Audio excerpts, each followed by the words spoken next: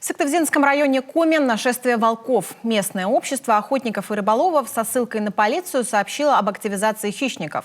Так, в Лозым неделю назад заходили 5 особей. В районе Зеленца замечена стая из 6 волков. В Парчиге в один из дворов пришли 3 взрослых волка и 1 молодой. Хищники набросились на собаку, но питомец остался жив. А в местечке Пыдыгрест села Зеленец волки задрали несколько собак. Буквально неделю назад в Парчиге мужчина снял, что 7 волков, получается, идут с того берега. 7 волков. А буквально дня 4 назад у нас около амбулатории села Зеленец съели хаски.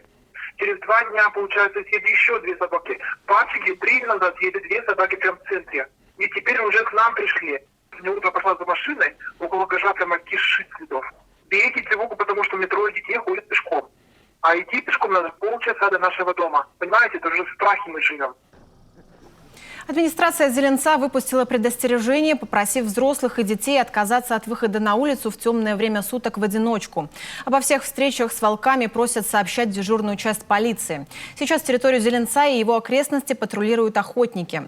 Тем временем в Минприроды Коми появление серых в населенных пунктах связывают со свалками пищевых отходов, бесхозными собаками и псами на привязи. Ради легкой наживы волки и отправляются к людям. Вот почему своих питомцев зимой все же не стоит оставлять на самовыгуле или у домов.